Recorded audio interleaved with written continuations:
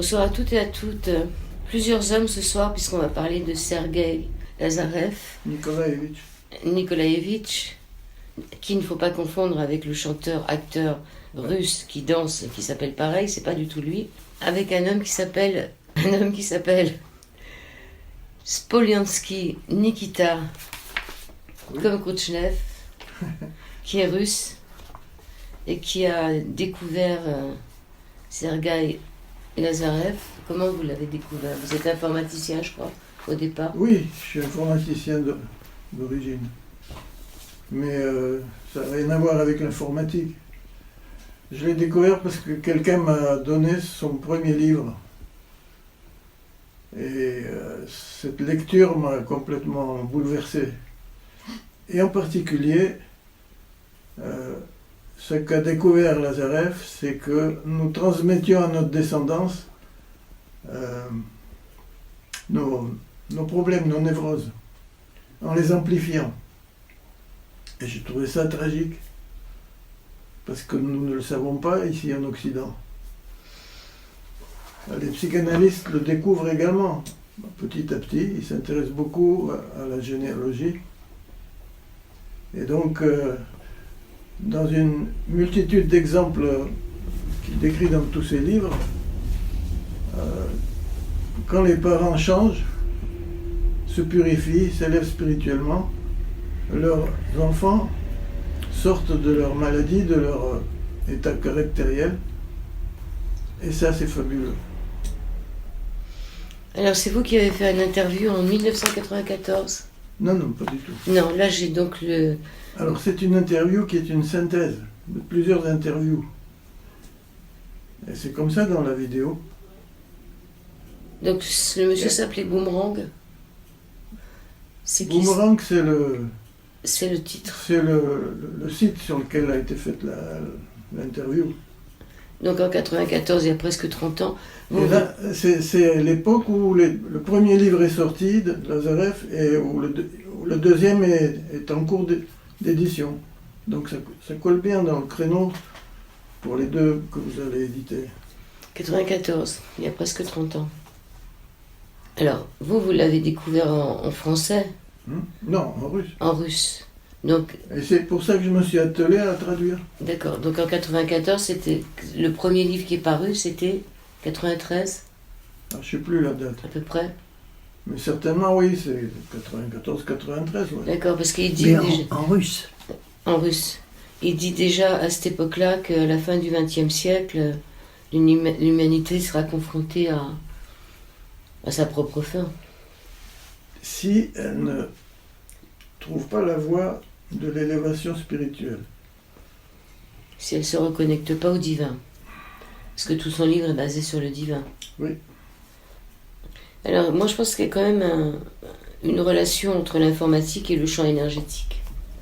Je ne sais pas pourquoi je sens ça comme ça, et que c'est pas par hasard que ça vous a, en tant qu'informaticien très rationnel, vous soyez rentré dans l'œuvre de Lazarev. Non, je crois pas. Moi, c'est plutôt un background, si on peut dire.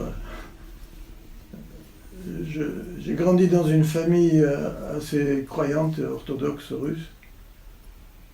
Il m'en est resté quelque chose. J'ai eu une période d'athéisme et puis petit à petit,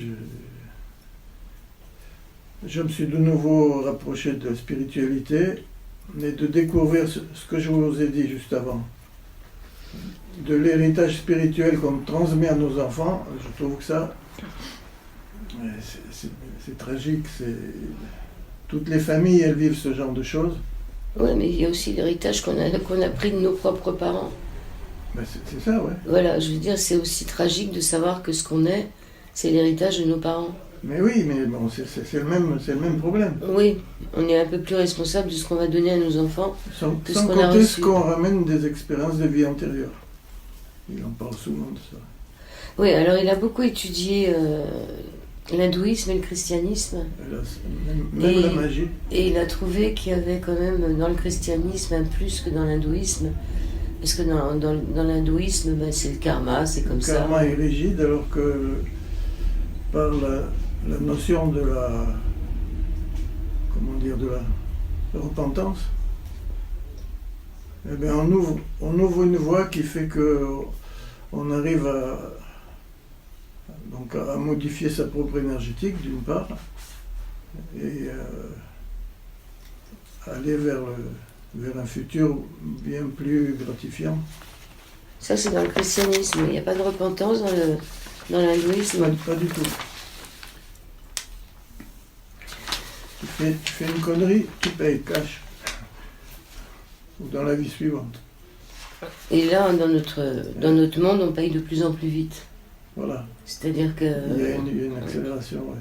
Ce qu'on était en train de se dire avec la directrice des éditions du Dauphin, c'est que il y a beaucoup de choses qui venaient de l'Amérique.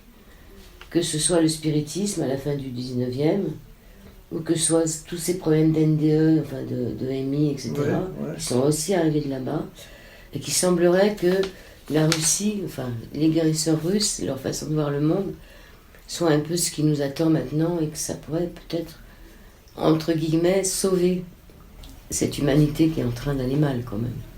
Ouais, plutôt, ouais.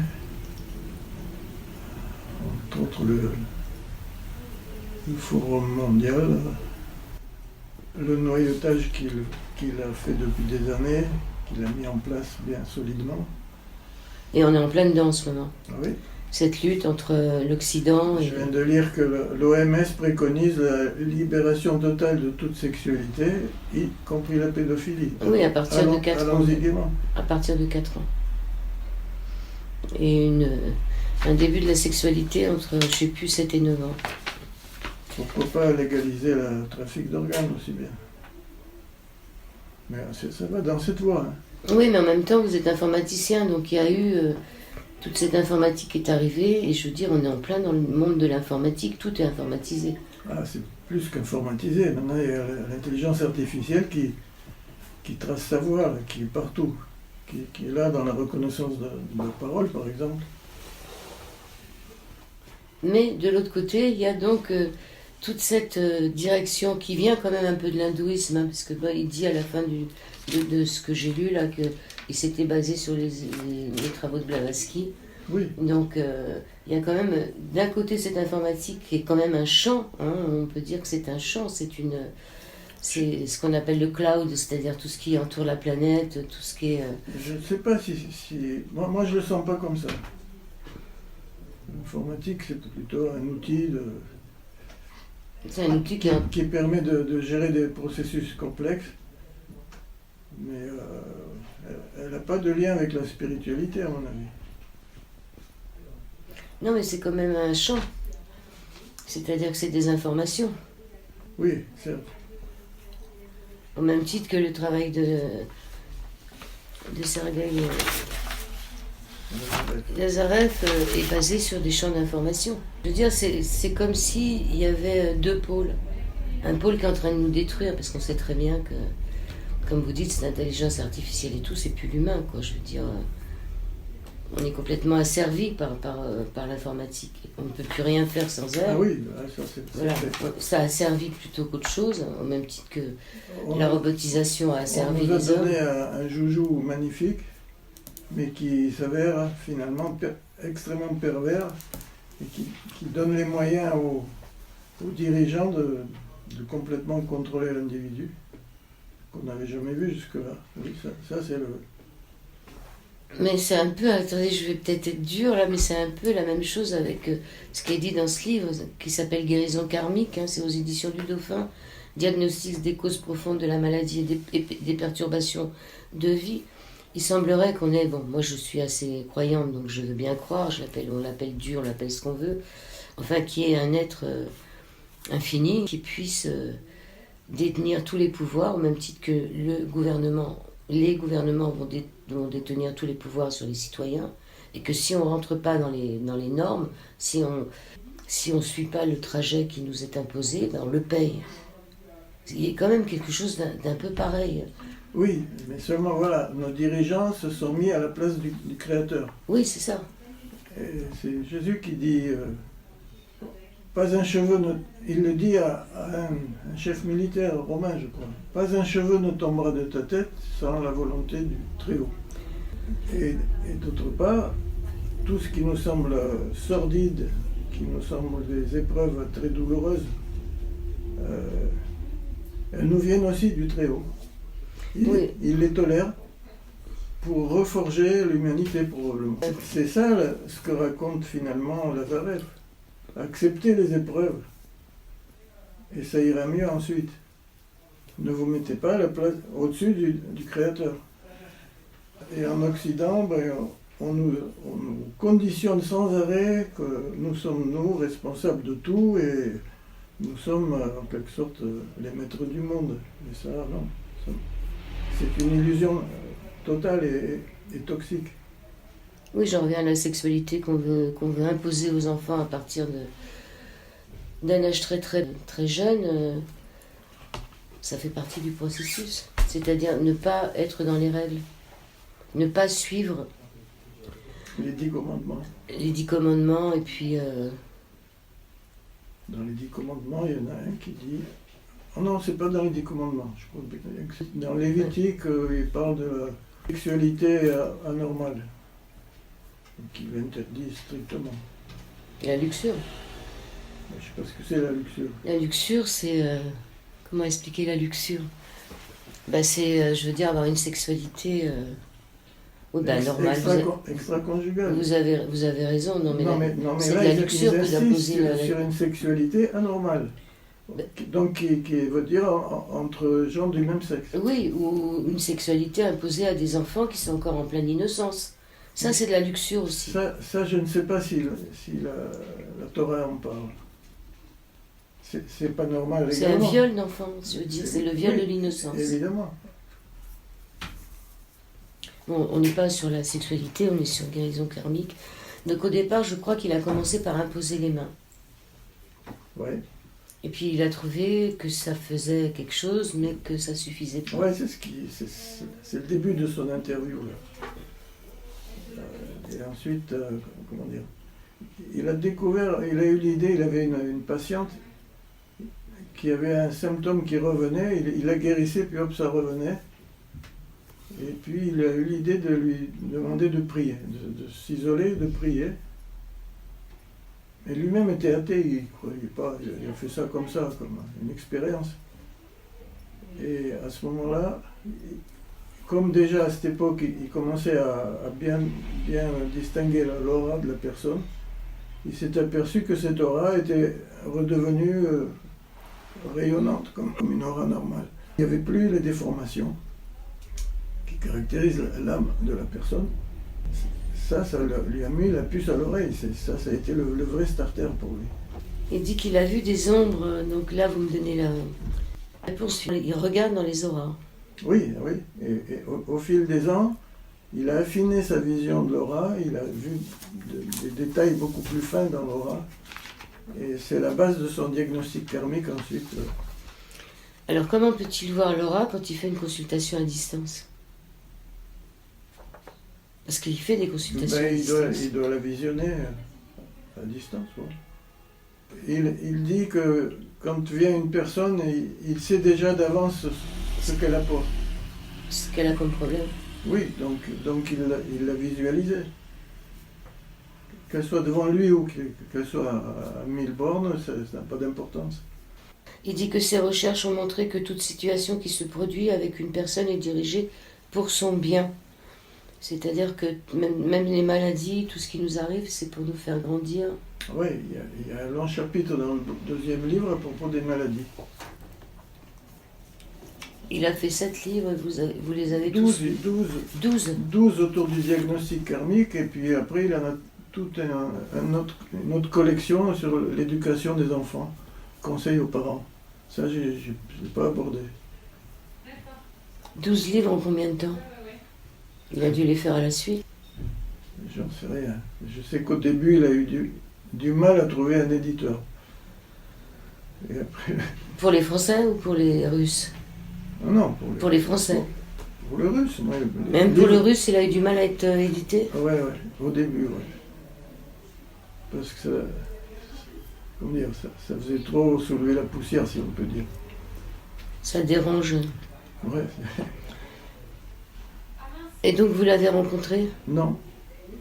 Je l'ai eu une fois au téléphone, mais non, pas plus que ça.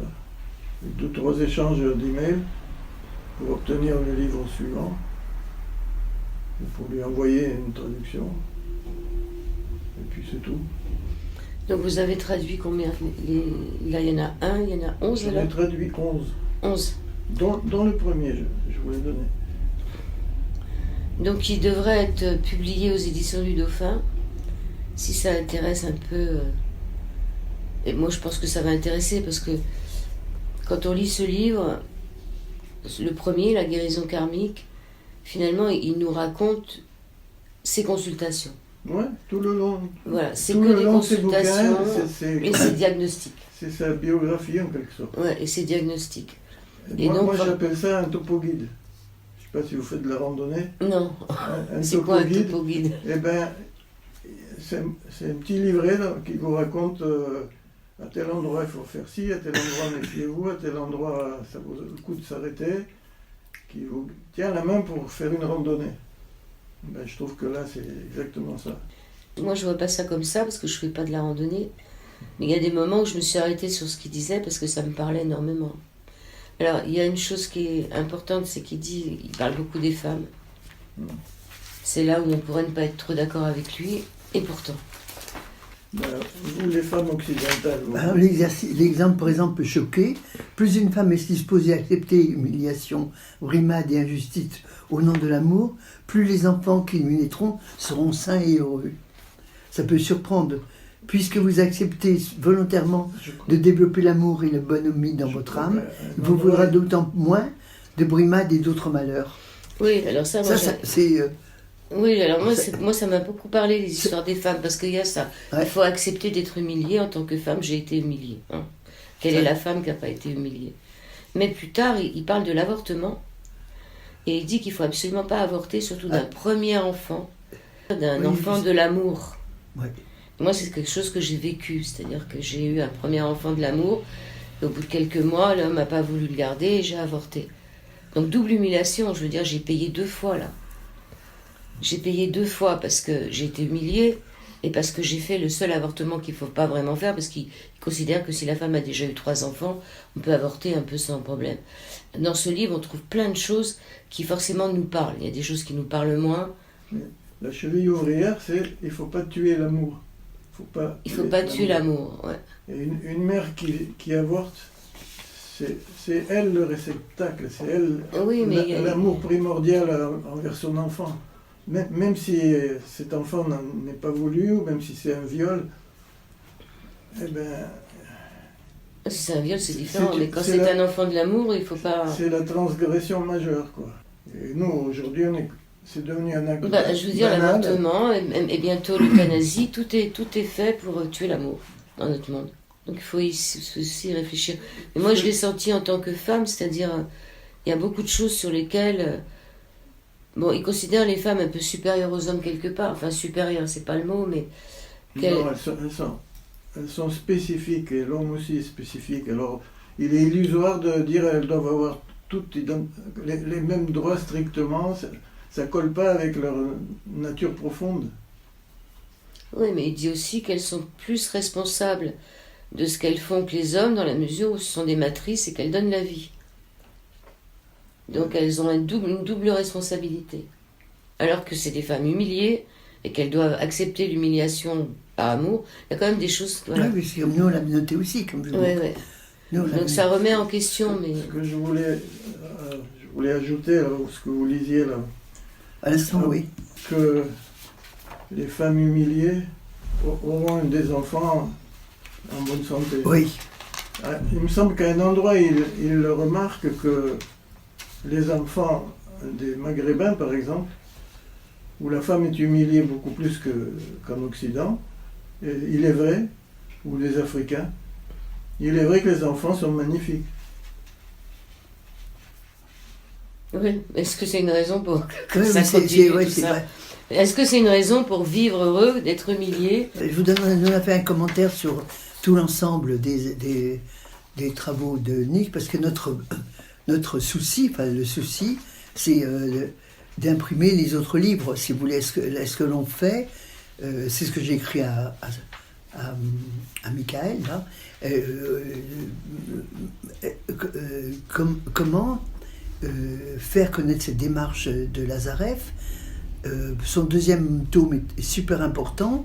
J'ai fait une analyse de tous les tomes, mais savoir si dans la mentalité française peut être intéressée ou peut être touchée par l'approche de Lazarev, qui est une approche qui se différencie de tous les amas d'informations que l'on a dans le développement personnel. On parlait de jouvence tout à l'heure, on parlait de tout ce magma ésotérique qui a partout.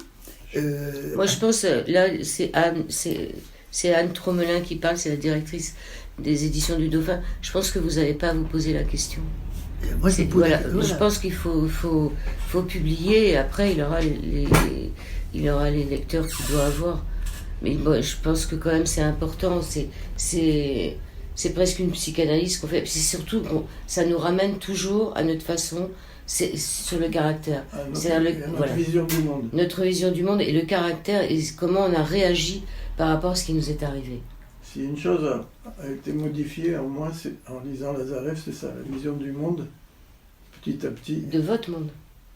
Oui. De notre monde. Oui. C'est-à-dire notre façon de voir le monde. De voir notre monde environnant, oui. Et de réagir.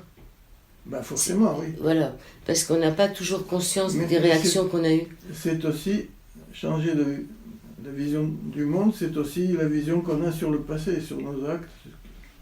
Comment on a réagi et qu'on doit revivre ça. Là, c'est une suggestion qu'il a constamment. Là, je me suis inscrit à un séminaire, donc il donne des trainings, des exercices. De lui? Ouais. En France? Non. En russe? Oui, en russe. Je l'ai traduit, j'en ai une dizaine de pages maintenant. J'aurais dû vous l'apporter, c'est intéressant. Donc il n'y a pas longtemps? C'est en cours. Alors, justement, qu'est-ce qui... Parce que là, moi, je parle que de choses qui ont 30 ans, là.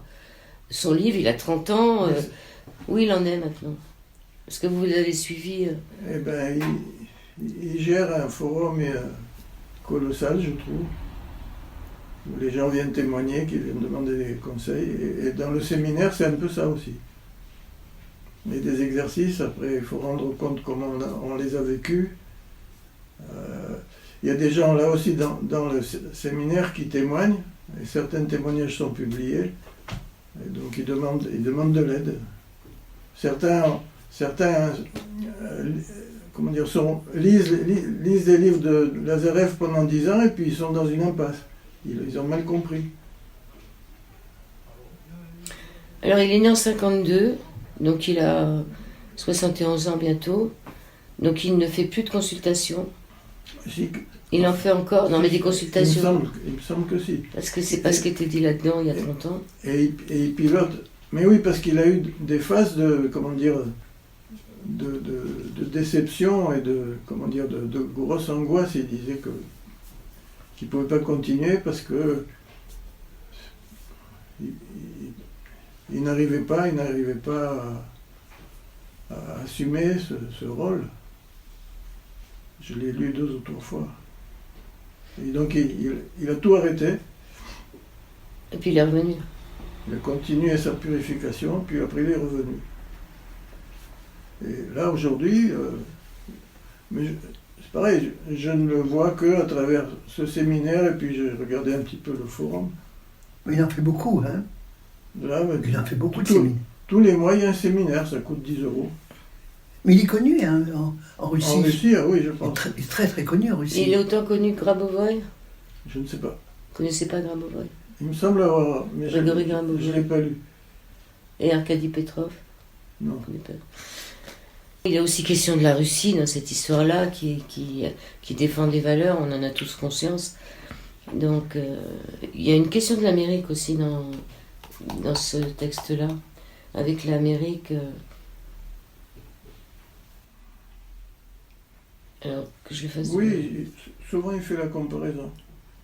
Donc moi ce que j'ai retenu aussi dans son livre, c'est qu'il dit qu'on peut être en bonne santé si on ressasse souvent sa vie, c'est-à-dire de voir sa vie. Si on remet les choses à leur place, oui. Ouais. Et qu'il y avait le mot que j'arrive pas à trouver, ça commence par un P. Pardon? Oui, non, c'est plus que pardon, là, c'est... Une fois qu'on a vu les choses et qu'on s'est dit que c'était pas de la faute de l'autre. Oui, que l'autre est un agent. Voilà. Non, c'est pas prédiction, parce que il fait des prédictions quand même, Lazarev. Il voit des choses, il est médium, cet homme-là. Ouais, enfin, il trace un avenir un peu sombre, oui, pour la civilisation, ça, oui, c'est sûr. Alors j'ai trouvé le mot, c'est le mot réprouver, ça commence pas par P, mais c'est pas grave. Ah, Faut pas réprouver les choses. Mais de toute façon, incontestablement, il a une forme de voyance. Hein, c'est, oui. parce que moi, je l'ai rencontré, puisque avec moi, le docteur Semenov, et quand il est rentré ici, je me souviens, mon bureau était là à l'époque, c'était pas différemment, mais je me souviens des quelques paroles qu'il a dites. J'ai dit, c'est un homme, il est en contact avec autre chose, parce que ça vient tout seul. Vous voyez, il est en contact. D'ailleurs, on regardait d'ailleurs le texte, il disait, c'est vous d'ailleurs qui avez mis ça dans le tome, vous aviez mis encore une mise en garde, dans un but d'une meilleure compréhension, je suis tenu d'exposer en partie les techniques d'accès dans les structures du chant. Je vous déconseille d'en faire de même après avoir lu ce livre. Ce serait dangereux pour la personne qui tenterait à la légère de reproduire mon expérience, mais aussi pour ses proches. C'est une pratique limitée à un très étroit groupe de personnes ayant des dons particuliers et ayant subi une préparation sérieuse. C'est vous qui avez écrit ça. Hein. Je traduis, oui. Oui, en tous les cas... vous l'avez traduit, oui, c'est vous qui l'avez traduit. C'est vous En qui l'avez tous les cas, traduit il n'a pris pas dans votre d'école. document. D'après ce que j'ai compris, il n'a pas fait d'école, donc il n'y a pas de gens qui peuvent se dire qu'il faut... Il a renoncé. Au début, Il a voulu faire, oui, tout à fait. Je ne laisse pas. Au début, il voulait former des thérapeutes extrasensoriels. Puis il a renoncé parce que... C'est trop dangereux, comme vous venez de le dire. C'est dangereux d'une part, et d'autre part, ça implique un cheminement spirituel qui est un chemin individuel. Je crois que c'est ça surtout. Et ça ne se transmet pas ex cathedra. Ouais, alors quand on lit ce livre, on est bien obligé de retourner sur sa propre vie, puisqu'il y a des trucs qui font clic, comme je vous parlais sur l'avortement. Oui, mais vous n'allez pas dans vos sphères subtiles là-haut pour venir y charcuter, non, c'est pas ça. Bah si, quelque part, le travail se fait, hein, dans la mesure où on en prend conscience. Mais pas, comment dire, pas consciemment. Vous modifiez votre vision du monde et ça se fait là-haut tout seul.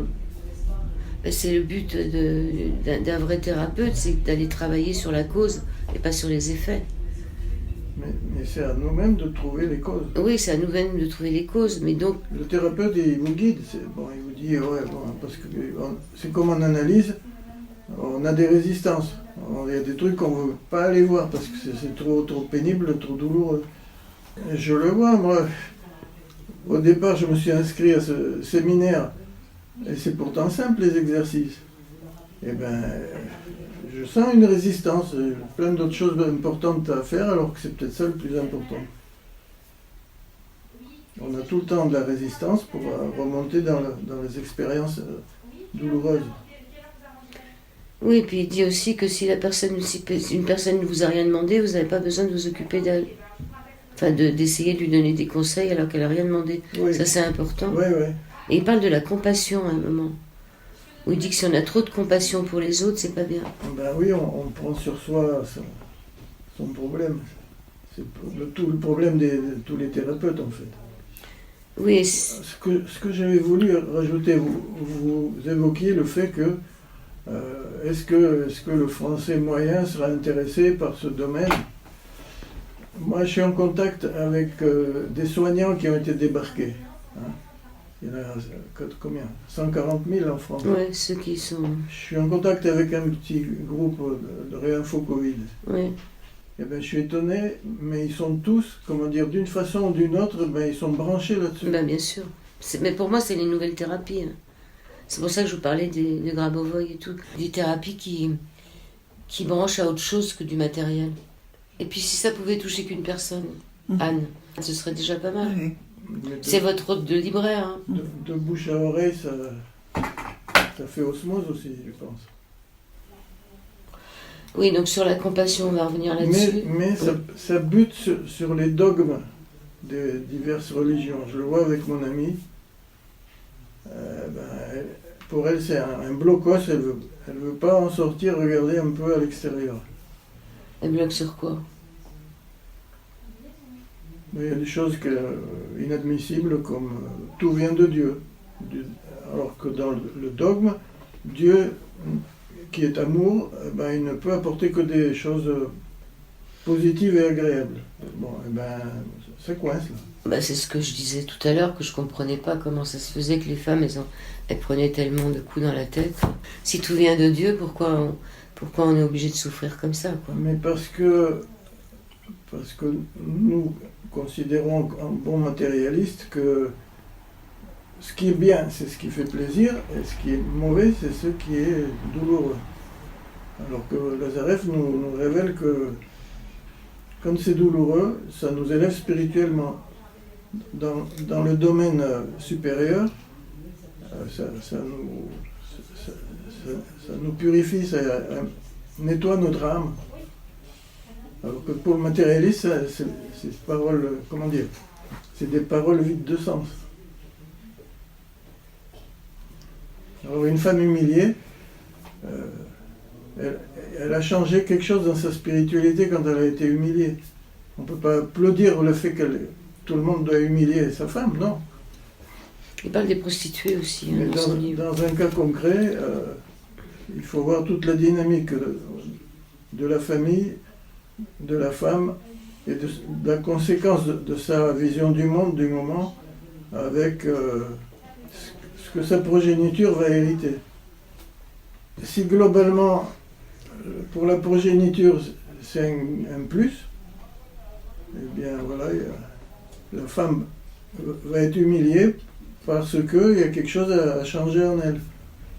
Et ça, c'est le coup de pouce qui va faire qu'elle va changer et ses enfants seront harmonieux et respectueux. Oui, ça c'est un chapitre qui m'avait beaucoup parlé. Je pense que ça parle... Vous l'avez lu ce chapitre, Anne? Comment? Vous l'avez lu ce chapitre sur l'humiliation des femmes? Oui, je l'ai lu. Ça vous a parlé, vous? Ça m'a choqué aussi. Ouais. C'est vrai. Ça m'a choqué, je l'ai effectivement perçu au premier degré, je l'ai perçu, ça m'a surprise, hein, d'ailleurs on l'a noté, ça m'a surprise. Après, quand son explication, bon, si vous voulez, quand on lit ce livre, on est à l'écoute de Lazarev, ça ne veut pas dire qu'on est à l'écoute et on essaie de comprendre pourquoi il dit cela. Oui, parce que vous n'avez pas été une femme humiliée. Moi, je n'ai pas été une femme humiliée. Tandis que moi, ça m'a vraiment parlé parce que je me suis rendu compte que si je suis comme ça maintenant, et je pense qu'entre humilié et humilité, il y a une grande... Ça va ensemble. Ça nous rend humbles d'être humiliés. Je ne sais pas si ça vous dit. Ça. Voilà. C'est ça. Mais quelle est la conséquence pour votre descendance ensuite? C'est ça. Il faut avoir tout ce système dans notre esprit. Un chapitre intéressant aussi dans le deuxième livre, c'est quand il décrit les différentes attaches fortes. Donc les différentes idoles qu'on peut avoir. Une attache forte, c'est la création d'une idole. Oui, ça peut être son propre père, par exemple. Ça peut être le père, mais c'est pas forcément matériel, ça peut être aussi la spiritualité. Et on va arriver à des gens complètement fanatisés parce que pour eux, la spiritualité, c'est le Dieu, c'est pas le Créateur. Et ils vont couper des têtes. Il en parle un peu quand même dans celui-là, parce qu'il dit aussi qu'il ne faut pas aimer ses enfants plus que Dieu. Oui, il le dit ça. J'ai vu ça, ouais. Oui. Ça m'a... Et ça, c'est l'histoire d'Abraham. Mais c'est vrai qu'on a toujours tendance à mettre sa famille et surtout ses enfants avant tout le monde. Mais très souvent, je crois qu'il cite le fait qu'il est primordial de respecter les 10 commandements. Et le premier commandement... Et tu ne tueras point. Même pas, c'est que... Tu dois aimer Dieu plus que tout, plus que ta femme, plus que ta vache que ta maison. Ah, mais Et aussi- ensuite, tu ne feras point d'idole. Et après, tu honoreras ton père et ta mère. Oui, ça c'est après. Ouais, et alors après, on en a 3 là. Ah, mais je ne le connais pas par cœur. Ah ben voilà, on est même plus capable de... Il y en a, tu ne tueras point. Mais c'est le premier qui est celui qu'on a tendance à honores. oublier dans notre monde matérialiste. Mais même tu ne tueras point, on l'a oublié. Et de toute façon, la lecture de ces livres, de toute façon, même si, parce que pour nous en Occident, parce que la perception serait certainement différente en Inde ou dans un autre pays, hein, certainement, celui traduit en Inde ou dans des pays où le Cameroun, pas le Cameroun, ou le Cambodge ou tous ces autres pays serait perçu complètement différemment de nous, qui vivons de plus en plus dans la matière d'une façon excessive. On est sollicité constamment, mais ce que je pense, c'est que ce livre-là, même sans qu'on s'en rende compte, quelqu'un qui le lit laisse des traces inconscientes, laisse des traces quelque part. Ouais, Je pense que les gens ne réalisent pas, mais il y a des traces. Bon, moi je suis déjà, du fait de ma culture, j'ai lu le livre m'a pas laissé des traces, dans la mesure où je l'ai quand même, il s'est imprégné en moi. La chose qui m'a frappé, ou qui a été une interrogation pour moi, c'est que, pas pour moi à titre personnel, parce que je l'ai compris, c'est qu'il dit qu'il faut aimer l'univers avant, enfin, il faut être, la chose la plus importante dans la vie, c'est d'être en harmonie avec l'univers. Alors les gens appellent ça Dieu, on appelle ça comme vous voulez, hein, mais la création, c'est-à-dire que le fait que l'on soit, que tout ça, le matériel, tout ça, c'est machin, ça passe, hein, voilà, mais l'univers, c'est une identité capitale, enfin, dont on devrait prendre conscience, voilà, dont le matérialisme que nous sommes, on n'a pas conscience de l'importance de cette notion de l'univers. Et puis surtout qu'on en fait partie. Et Voilà. il revient, C'est ça que... quand il parle de l'univers, il revient souvent à l'image de la cellule cancéreuse. Vous l'avez repéré? Oui. Une cellule cancéreuse, elle doit aimer son organisme sans jamais le voir. Elle doit l'aimer plus qu'elle doit... Non, enfin, une cellule normale. Plus qu'elle ne doit s'aimer elle-même. Dès qu'elle commence à ramener tout son métabolisme envers elle-même, elle devient cancéreuse. Elle devient cancéreuse et elle va contribuer à détruire l'organisme d'accueil. Parce qu'elle... Et il dit que l'être humain, c'est pareil, quand il devient trop égocentrique, il ne pense plus qu'à son petit monde qui lui apporte du plaisir, eh bien il détruit l'univers. Et l'univers va réagir. Voilà, c'est cette notion qu'en lisant son livre, qui m'a frappé, parce que en lisant ce livre, qui m'a pas choqué du tout, au contraire, parce que simplement, je le comprends dans mon inconscient sans aucun problème, mais le fait qu'il l'ait écrit concrètement, l'important, enfin, en réalité, tout se rapporte à cet univers que l'on doit respecter coûte que coûte. Donc, nous, on est sur Terre, on a des karmas sociaux, mais l'univers, c'est une identité extraordinaire. C'est quelque chose d'extraordinaire, Oui. un peu inconcevable et un peu incommensurable. Joël, quand on fait nos NDE, quand on va là-haut, c'est quelque chose c'est- d'immuable et d'extraordinaire. Quand on est là-haut, on fait partie du tout, on se pose plus de questions. C'est pas vrai?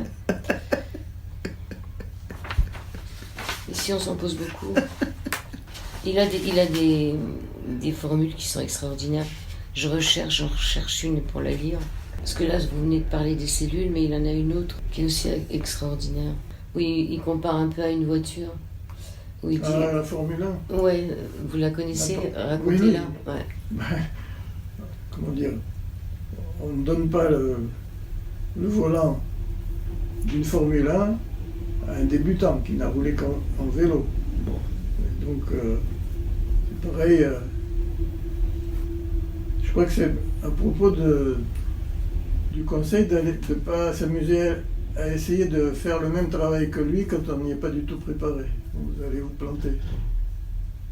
N'allez surtout pas charcuter, essayez de charcuter les couches fines de l'énergétique, parce que vous ne savez pas faire du tout. C'est pareil que vous mettez dans une Formule 1, vous allez vous planter au premier virage. Oui, puis il est pas tout à fait d'accord avec les médiums, hein. Justement. Ouais. Oui, c'est l'approche de Lazarev aujourd'hui bouscule un peu tout le blablabla dans lequel on vit quand même actuellement dans l'ésotérisme. Hein. Hein, on est quand même, on tourne en rond quand même assez quand même. Bah, je sais pas, parce que je pense que les gens ils sont beaucoup plus évolués qu'on pourrait le penser. Oui. Moi je pense C'est qu'il y à a souhaiter. il y a eu un saut quantique. Peut-être. Là.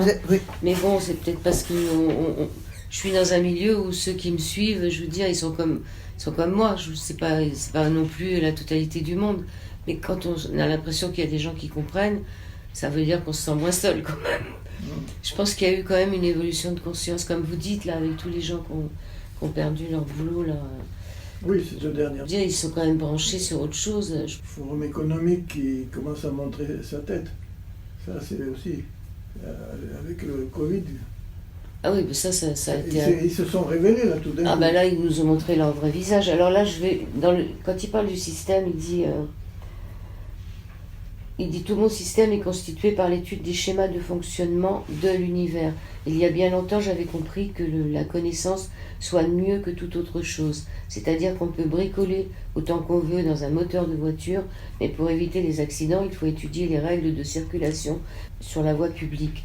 Toute notre médecine, toute notre vision du monde n'était que la vision du monde d'un homme qui pense comment commenter une voie d'eau dans la coque de son bateau. Mais personne ne pensait à la navigation. Comment se déplacer avec justesse. Or la compréhension de ce qu'est l'univers, cela soigne mieux que tout médicament. Lorsque j'ai d'abord senti cela, puis lorsque je l'ai compris, j'ai senti de façon aiguë que l'information sur l'origine de la maladie est ce qu'est la maladie. L'étude des causes de la maladie, cela allait sauver de nombreuses vies et le destin. Il a des images qui sont très parlantes. Qui c'est qui conduit le navire en ce moment ? Est-ce qu'on peut conduire le navire ? Le navire est fou, il n'y a pas de capitaine. Ouais. Et ceux qui prétendent le conduire sont encore plus fous. Donc il est quand même question pas mal de la Russie dans, on pourrait dire, le sauvetage de cette humanité qui va pas bien, quelque part. Elle pourrait contribuer à ce que... Il en parle souvent de ça, oui, du rôle de la Russie. Mais en ce qui concerne notre homme-là, je ne sais pas si vous êtes au courant, mais il paraît que la France, elle a aussi un grand devoir à faire dans ce sauvetage. Donc publier. Non, mais moi, c'est pas moi. Si je me pose cette question, je ne la pose pas par rapport à moi personnellement. Mais vous avez déjà la réponse. Voilà, mais vous l'avez déjà la réponse. Voilà, je la pose au niveau de... Depuis que moi je considère que je suis une courroie de transmission. Je suis une courroie de transmission où je dois faire connaître certaines choses le mieux possible. Donc, je dis, est-ce que en tant que courroie de transmission, est-ce que ce livre-là peut intéresser les gens aujourd'hui? Mais vous vous êtes posé la question lorsque vous avez publié le premier. Oui, mais le premier, je l'avais publié parce que j'étais... Alors là, c'est quand j'ai sorti le premier il y a 20 ans, j'avais 20 ans de moins. Donc j'étais complètement... j'ai été... Vous aviez été fasciné par ce bouquin. Voilà, fasciné. Et bien, qu'est-ce que vous attendez? Les autres vont être fascinés. Parce que c'était tellement étrange, tellement nouveau pour moi. Et puis j'ai été fasciné aussi par le discours de Lazarev, parce qu'il était avec une personne qui traduisait tout ce qu'il disait. Et si vous voulez, il y a le contact physique qui était là, et je me suis trouvé en face d'une personne hors du commun, pas commune. Alors, automatiquement, c'est le grand danger de l'édition. Hein. C'est quand vous rencontrez des auteurs qui ont quelque chose, c'est le piège. Parce que dans mon inconscient, depuis toujours, voilà qui fait mon attention à tout cela, c'est que dans mon inconscient, je dis que tout ce qui existe actuellement, tout ça, c'est passager. Que la connaissance, que nous sommes des êtres humains, avec une connaissance extrêmement limitée, parce que c'est comme ça, et que les découvertes iront toujours de plus en plus. C'est-à-dire qu'on va découvrir, on avancera toujours, on évoluera toujours de plus en plus. dans la connaissance, dans la finesse, dans la spiritualité, dans des choses qui sortent du matériel. Au départ, on était très matériel. La toute-puissance est en vous. C'était des questions oui. Si vous avez ci, si vous avez ça. Voilà. Parce qu'après, on évolue de plus en plus. Et avec la médecine quantique, avec les ondes quantiques, tout ça, on va de plus en plus vers une approche autre que le cerveau.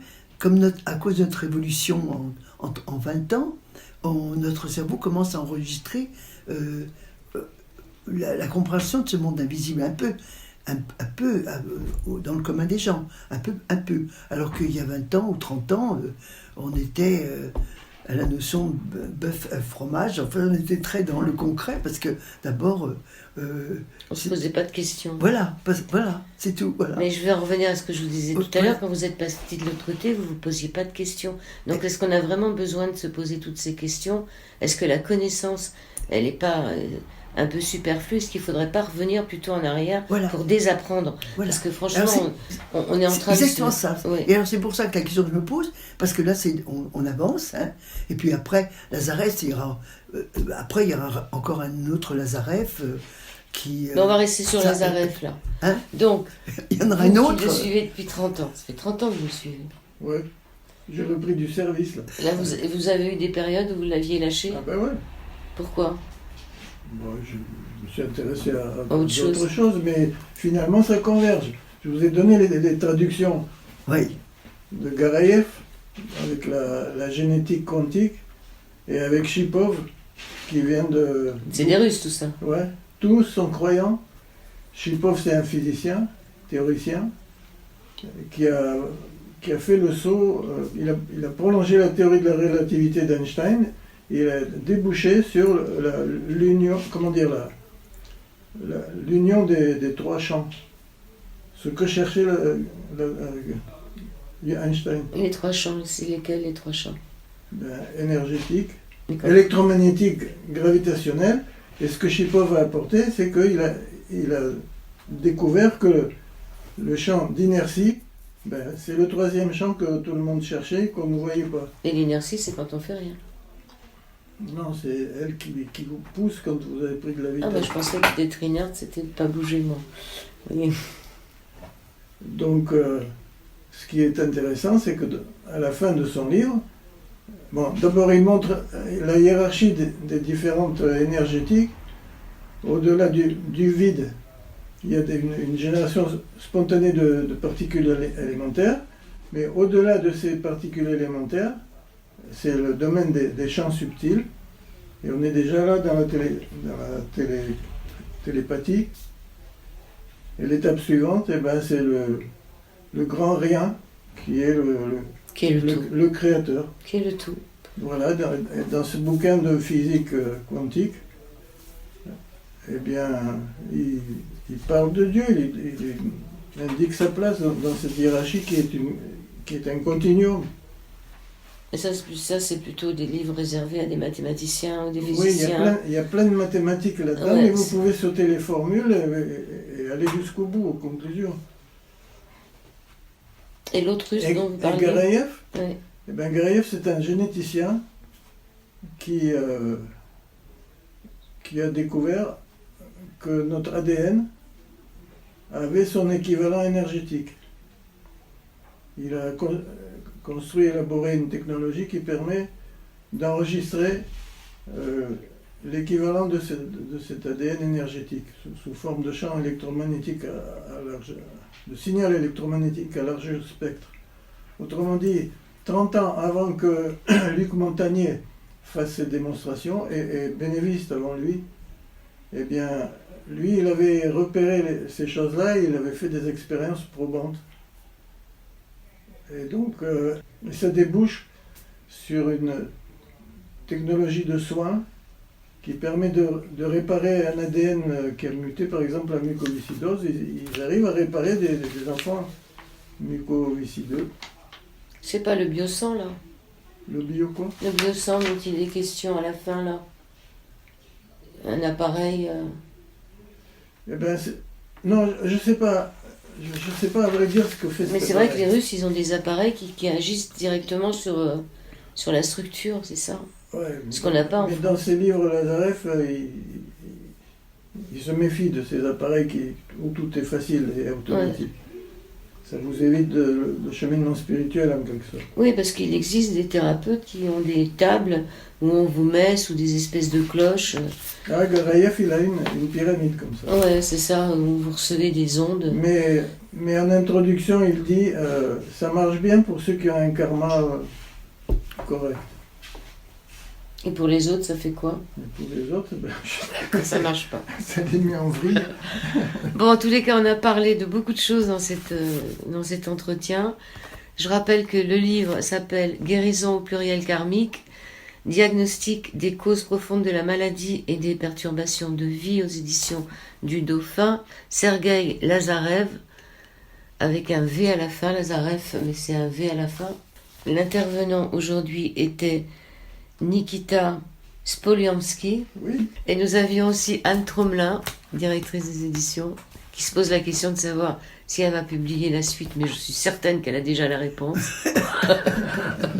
Il y a quelque chose que vous vouliez aborder en plus, parce qu'il y a tellement d'informations dans ce livre. La chose qui, à mon avis, dans une première approche par rapport à ce livre, quand je l'ai relu cet été, la chose qui m'avait fait tilt, c'est l'amour de l'univers, que l'on peut dire l'amour de Dieu, mais ça peut être l'amour d'univers, parce que les gens peuvent être choqués par l'amour de Dieu, mais l'amour de l'univers, l'amour de quelque chose qui est une chose auquel on ne peut pas toucher, et ça c'est ça que c'est la clé, à mon avis, quand j'ai lu ce livre-là avec tout le tintouin terrestre là, de nous tous, là, de citoyens humains, c'est que s'accrocher ou avoir toujours dans sa ligne cette notion de l'univers De l'amour. divin, de l'amour, voilà. De l'amour, mais Voilà. c'est ce qu'on trouve là-haut. Alors, c'est ça donc, qui, ouais. en première C'est chose, ce qu'on retrouve quand on parle. voilà, donc, là, voilà. quand j'ai Et vous avez fait une N2 en 91. Alors, Ouais. ce bouquin, vous l'avez publié en quelle année? je vais vous montrer en 92 parce que Ouais, c'est bizarre, tiens. quand je l'ai eu, le Ouais. livre, quand on a signé avec Lazarev, on a signé, je regarde les contrats, en 99. Mais le livre n'était pas fini d'être traduit par Madame Semekov. Maintenant, elle est décédée. Donc, elle est décédée il y a une dizaine d'années.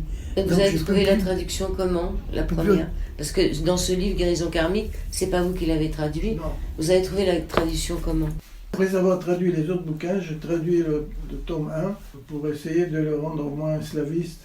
Slaviste, c'est-à-dire Oui, il y a de des culture tour- slave. Il y a des tournures, on les Ouais. comprend, mais c'est pas français. Voilà, Ouais. certaines expressions et phrases sont bien mieux traduites dans la version de Nick, car elles utilisent un vocable plus actuel et plus simple, donc l'ensemble devient plus accessible et plus facilement compréhensible. Mais simplement, Voilà. la structure de phrases Voilà. russes, elle est souvent différente du français. On a tendance à mettre les subordonnés en tête et on arrive à le lire. Oui, moi ça m'a pas gêné. On le comprend. Mais pour moi, j'y suis sensible. Je vous remercie beaucoup tous les deux. Il y a quelque chose que vous pouvez dire pour terminer? Je dis que je suis à votre disposition. Si on doit refaire Le tome 2, il est plus sur... plus fondateur, oui, c'est ce que disent tous les lecteurs. C'est ce que dit Lazarev. que le tome 2 est plus Oui. important que le tome 1. Ah, bah oui, oui.